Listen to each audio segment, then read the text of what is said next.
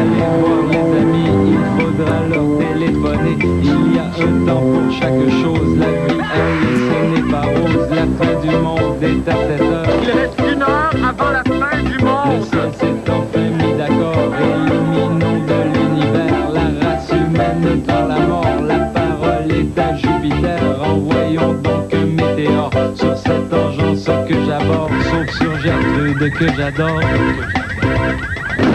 Mercredi 12 mai 1999, guerre du Kosovo. Les Chinois de Montréal manifestent devant le consulat américain. Ah, ces Chinois, toujours les baguettes en l'air. D'accord, c'est un peu raciste, mais écroule. Le congrès de l'Association canadienne-française pour l'avancement des sciences se penche sur la richesse linguistique du juron au Québec. Ah, cette association canadienne-française pour l'avancement des sciences, toujours les tabarnaks de baguettes en l'air. Bonne fête du monde, mesdames et messieurs! Tout d'abord, des nouvelles des jumelles Labrèche. Free de Kosovo! Ouais, Free Willy 2! C'est ça. Alors, bon, Rose de Lima et Adela m'ont demandé de venir ce soir pour tenter de vous expliquer le conflit qui déchire une des grandes familles du Québec, les Pélados. Ah, c'est très grave. C'est très grave. Oh, c'est grave en clisse, ça! Hey, il y a des clips! OK. Alors, nous trois faisant aussi évidemment partie d'une grande famille. Oh, je dirais même une dynastie. C'est vrai. Hey, il y a Dynastie! S'il vous plaît. Hey, toi, dans le tranché épais, Nous sommes très peinés par cette guérilla fratricide que livre la plus jeune fille de Pierre Pellado, mademoiselle Anne-Marie. Pellado, évidemment, polytoxicomane notoire. qui Dis-moi, une quoi? Une polytoxicomane, Notoire? c'est ça? Bon, c'est ça. Qui réclame 21 millions de dollars à ses deux... Combien est-ce qu'elle Tu dois veut? être sourde, 21 millions? 21 millions? C'est ça? 21 millions? De dollars à ses deux frères aînés, Éric et Pierre-Carl. Alors, cette saga malheureuse a inspiré à mes frères une petite pièce de théâtre. Est-ce que je vous ai déjà raconté que j'ai joué dans une pièce de théâtre? Oui, Rose, 100 fois. Alors, j'étais en 3e année et la pièce, c'était... Marianne s'en va au moulin. C'est ça, il y a Suzanne Léonard. Qui était pas propre. C'est ça, et moi, on s'était chicanés pour faire l'âne catin. Alors, notre titulaire a dit... Moi, chicane, Suzanne va faire le devant, puis Rose le derrière. J'ai tellement souffert. C'est fini, là? Oui, c'est fini. OK. Alors, Rose va donc interpréter Anne-Marie Pellado. La poly-chose, là? Ah, c'est ça. Et Adélard, lui, pour sa part, sera le fantôme du magnat de l'imprimerie, M. Pierre Pellado. D'accord. On est prêts? Oui, Mettez vos toques. Ah, c'est vrai, on a des tâches. Oui, c'est fun! Ah, Oui, c'est fun, c'est du théâtre. OK. C'est comme un drame de chien. Hein? Un drame de chien. T'as Qui, s'il vous plaît? Alors, Fait. OK. on est prêts? Oui. Attends une minute. Presque, oui. Qu'est-ce que tu fais? Ben, j'essaie de cacher mon menton comme Pierre Pellado. Ah, Ah, mais c'est c'est bon. le fun. Alors, plantons le décor, c'est la nuit. Ouais. Nous sommes au Journal de Montréal. Anne-Marie Dis-moi. est venue réclamer son argent pendant que son père Ouais. hante la salle de rédaction. Êtes-vous prêts? Oui. OK. On y va. On y va. Théâtre. Je viens de voir une grosse affaire, blanche et T'as vu, rouge. j'imagine, le fantôme de ton père. Non, Pierre Bourgault tenu. Ah, frayeur, torpeur, mafleur. Hey, je peux-tu dire ma phrase, là, parce qu'on est... Laisse-moi aller, là, je suis inspirée, là, laisse-moi. Frayeur, torpeur, malheur. OK, non, mais c'est parce que je peux-tu juste dire ma phrase? Ben voyons, c'est pas ça que... Ah, qu'est-ce pas ça que tu qu'elle dis, fait dans- beurre. Hey, c'est pas ça que tu fais dans le J'ai texte. joué dans une pièce en 3e année, là. Oui, puis t'as fait le derrière. Exactement, j'ai tellement souffert. Souffert! Coudonc, c'est un de mes grands rôles ce soir, je pense. Je comprends pas ce qu'on Bumper! fait. Chandler! Pourquoi qu'on va? OK, j'ai fini. Vas-y, Adélard, shoot! OK, t'auras pas 500 clistres. Rideau! Ben, ça finit bête. Ben oui. Ben, j'ai tout dit. Ah bon. OK. OK. Alors, je pense qu'il peut-être qu'il faudrait qu'on chante, là, pour essayer de faire oublier ce qu'on vient de voir. Parce que oui. Oui, chantons. D'accord? ça dit. On est prêts? Oui, oui, OK. OK. 3, 4, je me sens si bien docile, ma femme. Dis-moi que tout n'est pas fini, je me sens si seul. Tu es l'amour de ma vie, alors serre-moi fort. Ce soir, c'est fou, mais c'est doux. Dis-moi qu'un jour on se mariera. Je t'aime, crois-moi. Je me sens si bien, oh, serre-moi fort. Dis-moi que tout n'est pas fini, je me sens si seul. Tu es l'amour de ma vie, alors serre-moi fort. Ce soir, c'est fou,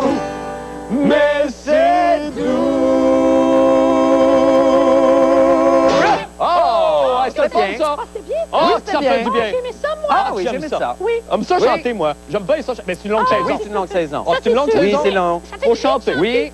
C'est le fun, j'ai Moi aussi, j'aimais ça. Parce qu'il faut chanter. Moi aussi. Ouais, faut chanter parce Oui, que j'aimais ça. Je suis d'accord qu'il faut chanter. Oui. Parce que ça détend. Puis, Ah, c'est toujours le fun. Ah oui, c'est le fun de chanter. Oui. Oui. OK, je pense que... Ah, que j'aimais ça chanter, moi! Oui. Je voulais juste dire que j'aimais ça chanter. Tu finis? Je pense. OK. Maintenant, pour les nouvelles de la fin du monde, eh bien, la communauté chinoise de Montréal est furieuse du bombardement accidentel de son ambassade de Belgrade. Ainsi, aujourd'hui, environ 70 d'entre eux se sont rendus manifester devant le consulat américain pour que cessent, évidemment, les attaques des forces de l'OTAN sur le Kosovo. Ah, ils ont scandé des slogans, ils ont brandi le poing. C'est vrai. Moi, je connais un proverbe chinois, hein? Ah oui? Ouais. Wodi dede tache ping pang chuyan du shanta fuengo yan shandu. Wow! Qu'est-ce que ça veut dire? Quand une femme mange pas le pied pris dans la boue, place-toi derrière des fois qu'elle se pencherait pour ôter son ring shoe.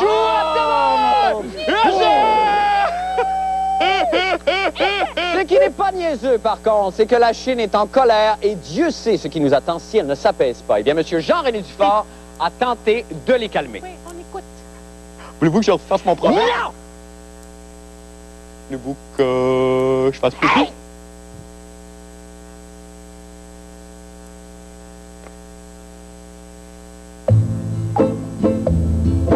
La journée s'annonçait épicée.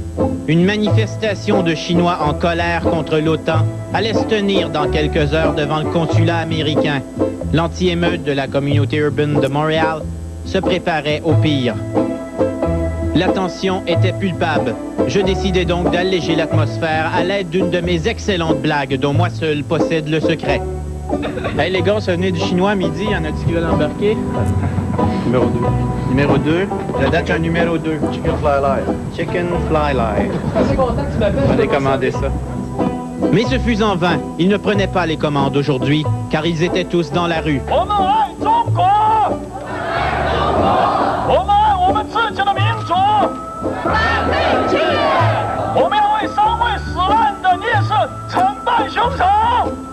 Les Chinois protestaient ainsi contre la destruction par l'OTAN de la succursale yougoslave du buffet chinois mandarin. Sur les pancartes, on pouvait lire « Ouagnagna, ouagnagna, ouagnagna, ouagnagna, et ouagnagna, ouagnagna », voulant certainement dire « Parlez-nous donc du Tibet ». Heureusement pour la crédibilité du message, les autres pancartes étaient plus compréhensibles et faisaient forte impression auprès des policiers. Dans cette histoire, il est à noter que les Chinois hors Chine sont bizarrement plus disciplinés que les Chinois intra-Chine. Pour preuve, quand on leur demande de manifester juste sur le trottoir, ils le font gentiment. Faut croire que l'ère pacifique du Canada a fait son œuvre. Ici Jean-René Dufort, à Montréal. Eh bien, allons rejoindre notre grand spécialiste des conflits internationaux, Jean-René Coulon-Dufort. Bonsoir. Hey, allô, Les aimez-vous, les Chinois, monsieur Dufort? ils sont très gentils, ils Oui. font d'excellente nourriture. Effectivement. Alors, Jean-René, donc, est-ce que c'est vraiment une gaffe? On en a parlé très brièvement ici à la fin du monde, mais est-ce que c'est vraiment une gaffe qui risque de faire dérailler l'OTAN, là, même si ça s'est calmé un petit peu en Chine, en tout cas? Ben pas vraiment, c'est vraiment une gaffe, mais je pense que on a peut-être... les Chinois sont choqués, mais pas tant que ça. Et d'ailleurs, il y a les panneaux comparer l'OTAN aux nazis, et on sent que c'est un petit peu... comme ce matin, il y avait entre 70 et 200 manifestants, donc c'était pas la colère qu'on a vue ces derniers jours. Non, d'ailleurs, plusieurs personnes se sont interrogées sur l'espèce de complicité tacite qu'il y avait entre les forces policières à Beijing, là, des manifestations chinoises là-bas, et l'espèce de laisser-aller qu'on a permis aux manifestants là-bas. Est-ce que vous avez une explication à ça, vous? Ben, là-bas, on a presque démoli l'ambassade américaine à coups de garnotte. Ouais. Et ici, je dois dire qu'il y avait aussi une complicité entre les policiers et les manifestants, sauf qu'elle était très pacifique, ça se donnait des tapes dans le dos, ça se faisait des blagues, puis ça se disait, parce qu'il y avait des fautes dans le communiqué, les Chinois écrivent très mal le français, il paraît, et les policiers se proposaient de corriger les fautes, c'était très sympathique. Ben, tant mieux si tout s'est déroulé dans la sympathie et le calme, Jean-René, on est content pour tout le monde. C'est comme ça, nous, chez nous. Ah, ben c'est ça, oui. Merci infiniment, Jean-René Coulon. Nous allons faire une petite pause et nous revenons avec d'autres nouvelles. Restez avec nous.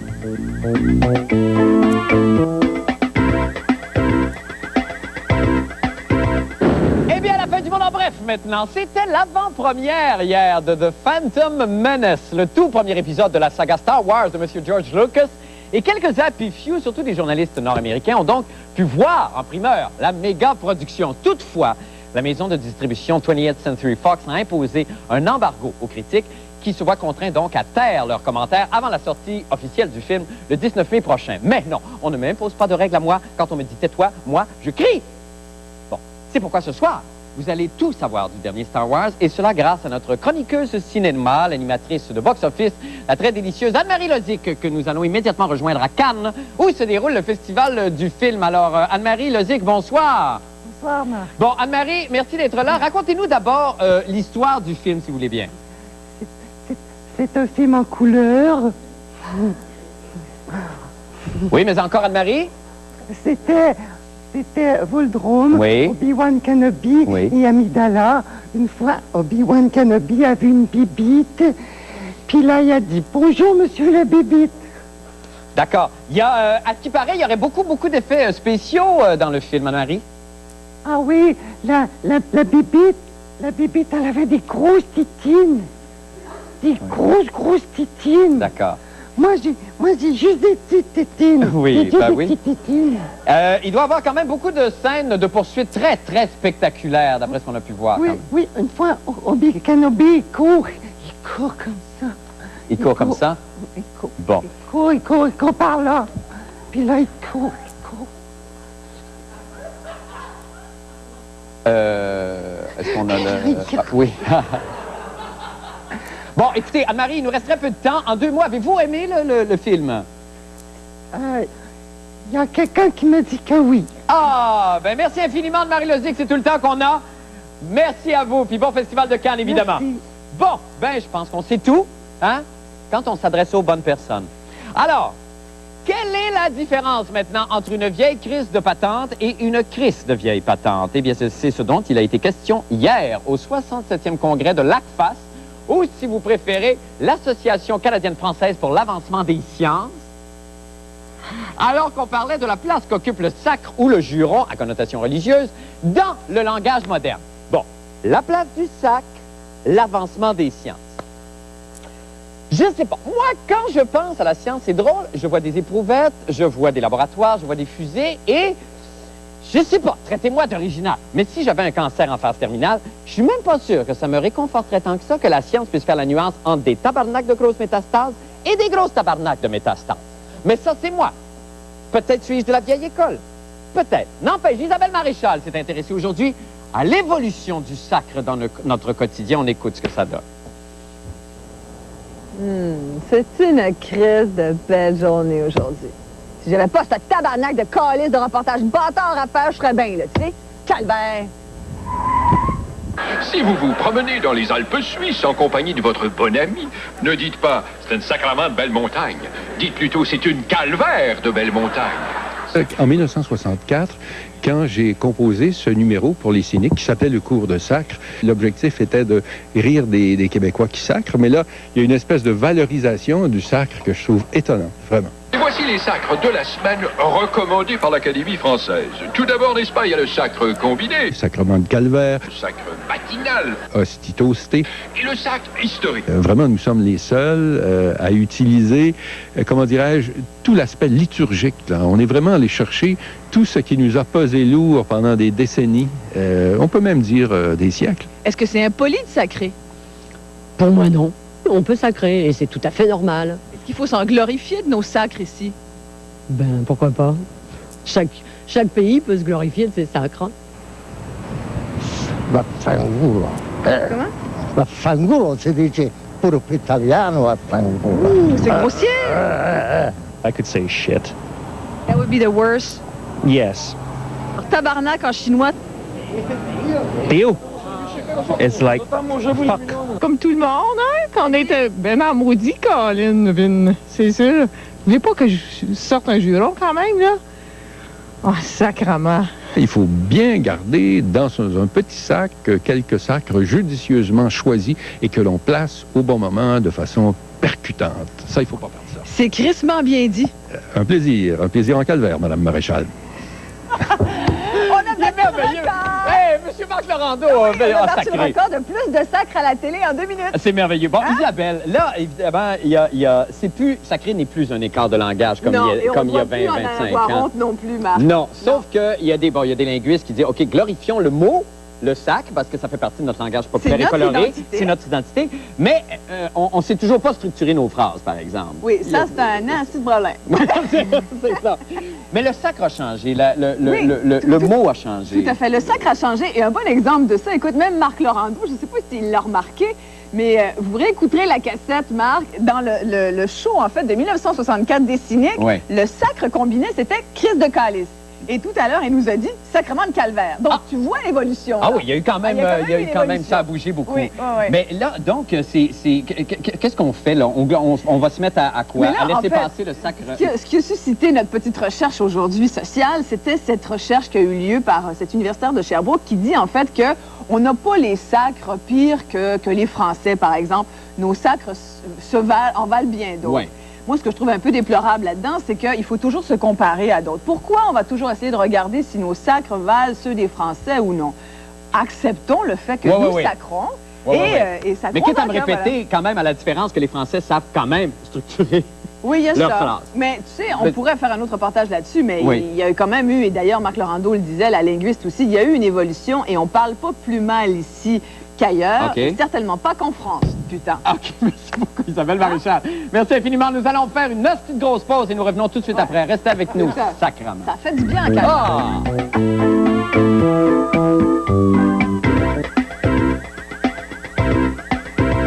Eh bien, voici venu le moment maintenant de faire une brève mais intense incursion dans 1001 jeux de mots avec Paul Hout, le CD-ROM. Alors, voyons ce soir si le cru est bon. Allons-y. Alors, on promène d'abord la petite flèche qui va s'arrêter sur un des organes vitaux de Paul. Quel personnage de télésérie les commentateurs sportifs ont-ils tous rêvé de jouer? Qu'en sais-je? La réponse, Juliette Polo de Merlot! Ah ah!